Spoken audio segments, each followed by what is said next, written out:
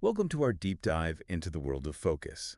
Today we're going to be exploring Chris Bailey's HyperFocus. Oh, yeah. And, I think a lot of listeners out there are probably really eager to learn how to maybe hone their attention a little bit better, Yeah, cut through distractions, and maybe boost their productivity and creativity. for sure. It's like we're all training for a mental marathon these days, right? I love that analogy. And Bailey's book is kind of like a training manual for that marathon.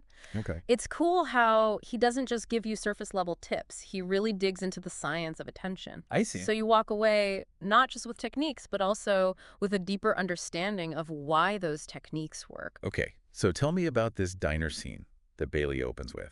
It sounds almost comical the way you described it in our prep notes. Yeah, it is kind of funny. He's just sitting there observing people, and their attention is like Okay. this ping pong ball bouncing all over the place. It's the menus, the conversations, the intriguing stain on the wall. It's like we have this spotlight in our heads, and we keep swiveling it around. Well, what's the point he's trying to make with that observation? Well, I think the subtle but powerful message here is that most of us are reacting to wherever our attention is pulled Uh, instead of actually choosing where to direct it, you know? right, so it's like we're being swept along by a current. Exactly. It's like being swept along by the current instead of being the one at the helm steering the ship. You know what? I think that really resonates with me because sometimes I get to the end of the day and I just feel mentally exhausted, Yeah.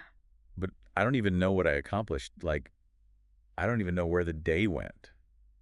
I feel that. Is that what Bailey's getting at here? Absolutely. He uses this term attentional space. Okay. And this is essentially that limited zone in our brain where we can consciously process things. I see. You can kind of think of it like a mental juggler, you know? You can only keep so many balls in the air at once before you start dropping them. So is that why I can never remember a shopping list if it has more than like four things on it? Exactly. Bailey talks about this, and it turns out our short-term memory has a very limited capacity. We can only hold about 4 unique chunks of information at once. Okay. And this explains why things like phone numbers are often grouped into sets of 7 or less, you know? I see. Or why we think in terms of weeks instead of individual days. It's like our brains are hardwired for these bite-sized pieces of information. And how does this idea of attentional space apply to multitasking? Because I feel like we're always told that multitasking is the key to efficiency. Yeah, and that's where it gets really interesting. When we try to multitask, we think we're being super efficient, but actually we're just overloading our mental juggler. Okay. We end up spreading our attention so thin that nothing gets our full focus. Right. So we might get a lot of things started, but the quality of the work suffers. And that's not true productivity, in my opinion. So it's not about doing more things, it's about doing. Fewer things better. Okay. Fewer things better. Yeah, exactly. Now I want to talk about distractions because I feel like they're the nemesis of focus. Oh, yeah, for sure. They're everywhere these days. Bailey says that even the tiniest interruptions, like just glancing at your phone, can have a hidden cost. Oh, absolutely. It's like death by a thousand cuts. He says it takes an average of 25 minutes to fully refocus after each interruption. Yeah, that sounds about right. No wonder I feel like I'm constantly playing catch up. Right. And it's not just about the time we lose during the interruption. It's this thing Bailey calls attention residue.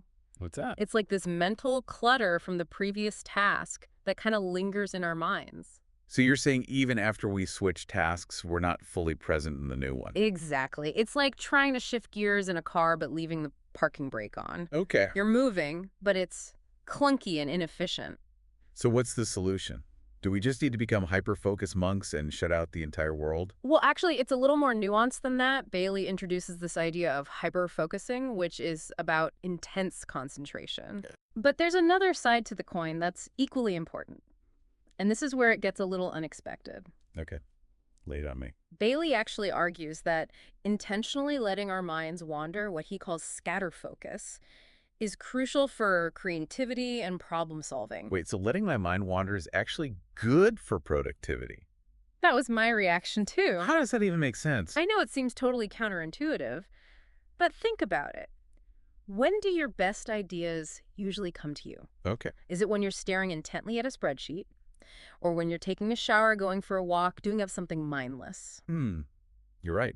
I usually have my best ideas when I'm not even trying to solve a problem. It's like my brain is working on it in the background. Exactly. And scatterfocus allows for that. It's like giving your brain permission to roam free and make connections it wouldn't have made otherwise. Okay, so I guess I shouldn't feel guilty about those daydreams. Not at all. In fact, Bailey says that our minds wander almost half the time anyway. It's a Wow. natural human tendency. So it's not about suppressing it, it's about learning to harness it to our advantage. Okay, so it's not about being on all the time. It's about strategically shifting between hyperfocus. And scatterfocus. Got it. So how do these two modes of focus work together in our brains? Well, what's fascinating is that the brain networks for hyperfocus and scatterfocus seem to be anti-correlated, What does that mean? meaning they literally take turns being the star of the show. I see. When one is active, the other tends to be quiet. And this makes perfect sense when you think about it. You know, if you're trying to intensely focus on a task, you Yeah. don't want your mind wandering off to think about what you're going to have for dinner. Right, of course. But on the flip side, if you need to come up with a creative solution or just give your brain a break, Right. then letting your mind wander is exactly what you need to do. This is blowing my mind. I never realized that letting my mind wander could actually be productive. It's a game changer. But it's Me- not always easy to do, especially in our constantly connected world. That's for sure. Okay, so we've talked about these two modes of focus, but how do we actually make them work in the real world? Well, that's where the practical strategies come in. And that's exactly what we're going to dive into next time. Okay, I'm excited to hear more about those actionable insights. This is really making me rethink how I approach my work. So stay tuned, everyone. We'll be back in a flash to explore the how-to of attention mastery. See you then. Welcome back to our deep dive into focus.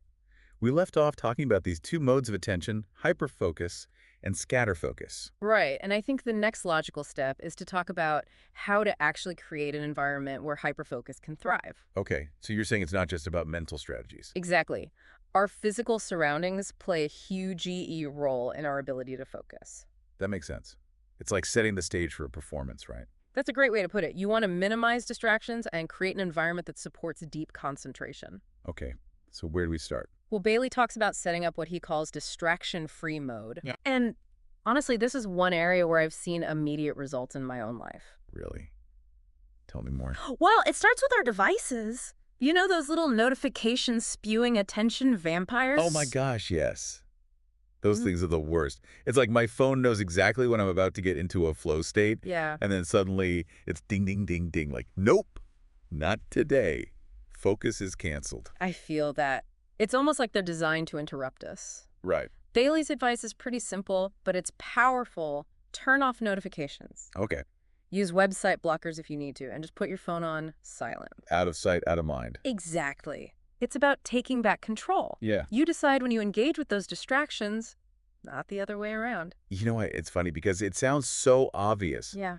but I can't tell you how many times I've sat down to work with my phone right next to me buzzing away. Right. It's like we're addicted to that interruption cycle. We are. And it's not just digital distractions either, right? Right.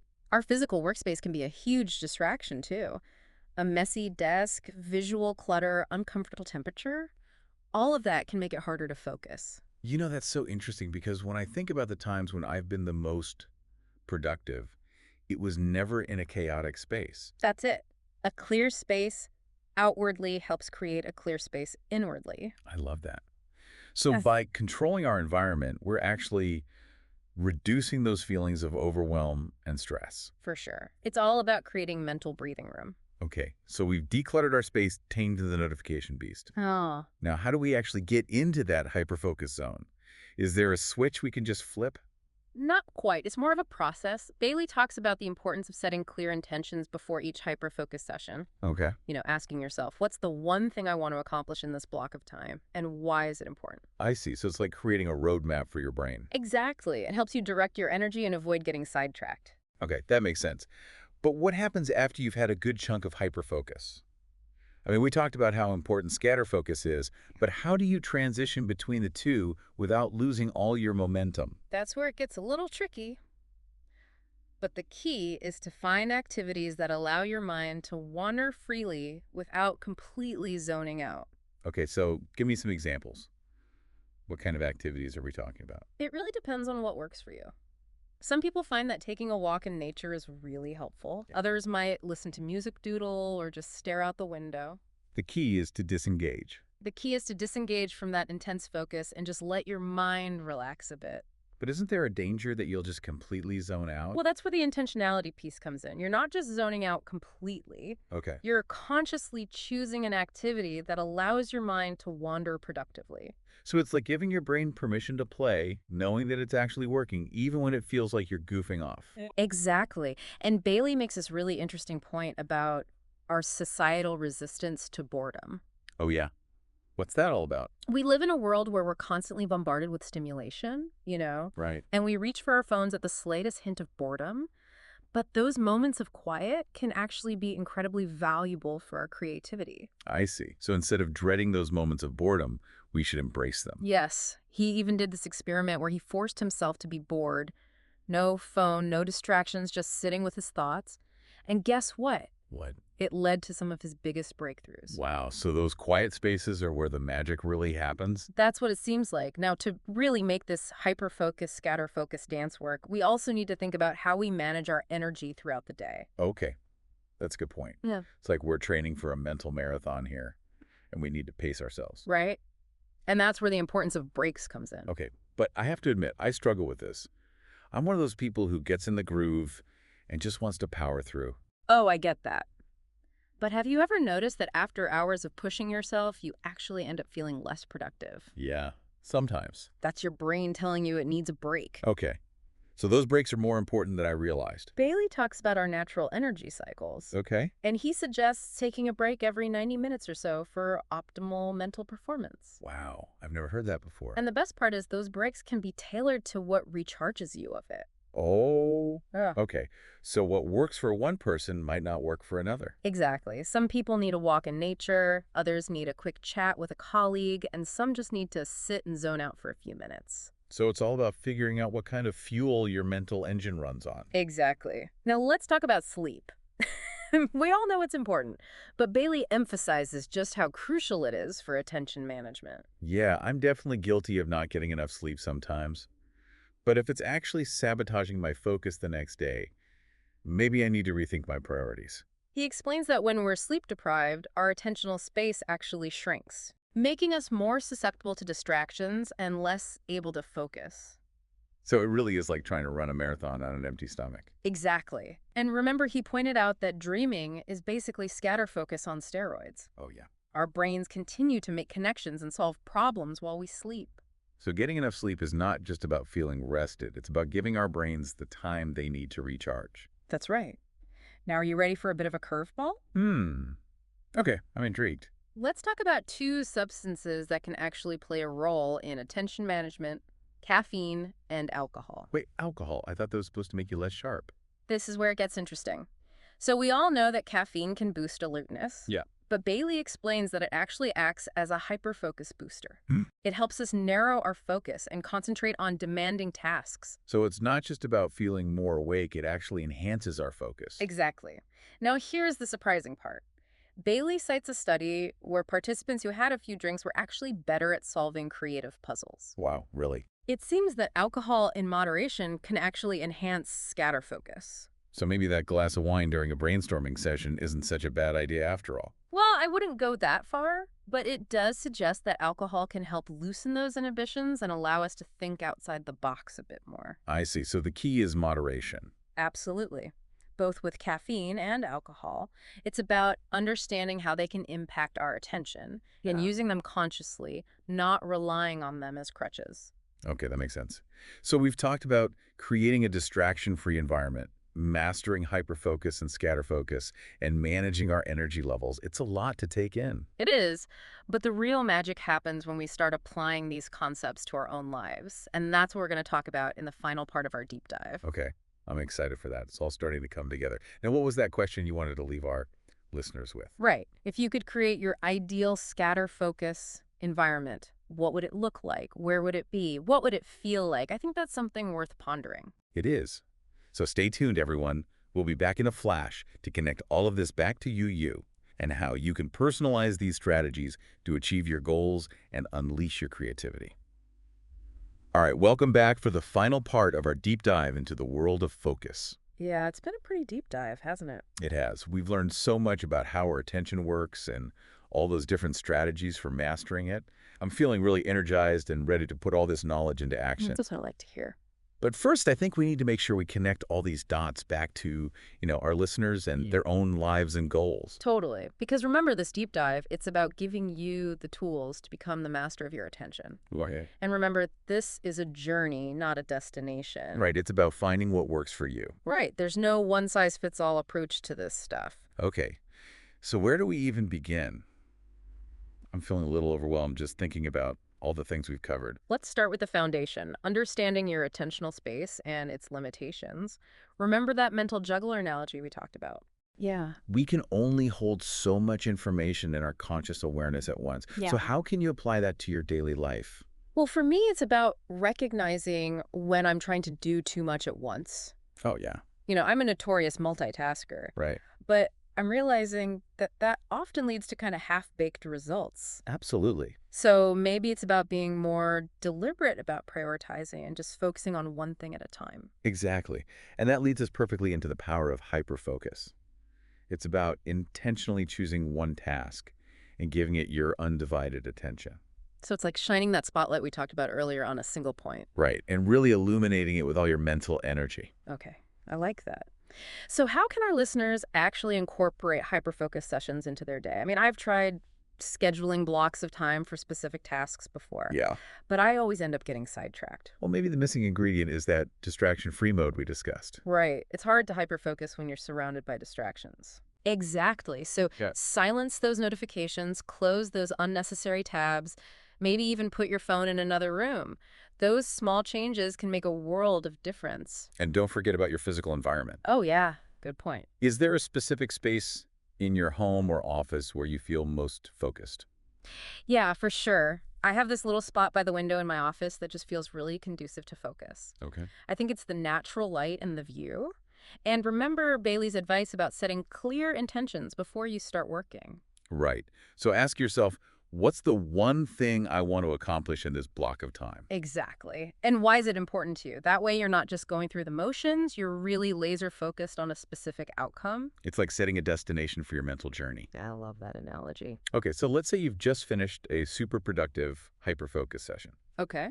How do you transition into scatter focus without losing all that momentum? I think the key is to find those activities that allow your mind to wander freely, but without completely zoning out. Right. So we talked about taking walks in nature, Yes. listening to music, Yeah. doodling, those kinds of things. It's about giving your brain a break, but in a way that's still stimulating and enjoyable. But how do you know when to switch between hyperfocus and scatter focus? That's a great question, and I think it comes down to understanding your own energy rhythms. Yeah. Pay attention to when you naturally feel most alert and focused, and try to schedule your most demanding tasks for those times. Okay, so if I'm a morning person, Yeah, I should probably tackle those big projects first thing in the morning. exactly. And when you feel your energy starting to dip, that's a good time to take a break and maybe engage in a scatter focus activity. It's like listening to your body, but for your brain. I like that. And this ties in with the importance of sleep, too. We talked about how sleep deprivation can actually shrink our attentional space, making us more vulnerable to distractions. So how can we prioritize sleep in a way that actually supports our focus? Well, first of all, make sure you're getting enough sleep. Most adults need around 7 and 8 hours per night. Yeah. Try to establish a regular sleep schedule.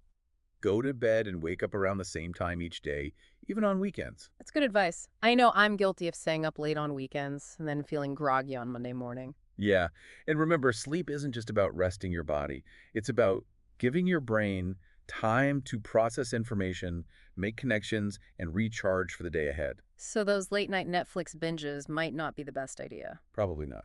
Okay, so we've talked about sleep. Now, what about those other factors we discussed, caffeine and alcohol? How can we use those strategically? With caffeine, it's about recognizing that it can give you that extra boost for those tasks that require sustained concentration. Right. But the key is to avoid relying on it as a crutch. Okay. So don't just guzzle coffee all day long. Yeah, try to be more intentional about when you consume it. And what about alcohol? We talked about how it can potentially boost creativity, but I'm still a little skeptical. I get it. It does sound counterintuitive, but think about it. Alcohol can lower our inhibitions and help us think outside the box. So maybe a glass of wine during a brainstorming session could actually be helpful. But again, the key is moderation. Right, don't overdo it. Exactly. It's about finding what works for you and using those substances consciously, not letting them control you. Okay, so as we wrap up this deep dive, I just want to say that I feel like I've learned so much about how to manage my attention and really use it to my advantage. Me too. It's been an eye-opening journey. It has. So to all our listeners out there, attention is a precious resource, and you have the power to choose how you use it. By understanding the principles of hyperfocus and scatterfocus, you can really take control of your attention and use it to achieve your goals, spark your creativity, and just live a more mindful and fulfilling life. Well said. And don't forget that question we posed earlier. If you could create your ideal scatter-focus environment, what would it look like? Where would it be? And what would it feel like? Keep exploring that question and see what you discover. That's a great question to ponder. I think we all have those places or activities that just allow our minds to wander freely and make those unexpected connections. So keep exploring those spaces and see what you find. Thanks for joining us on this deep dive into the fascinating world of focus. We'll catch you next time for another adventure in knowledge and self-discovery. Bye, everyone.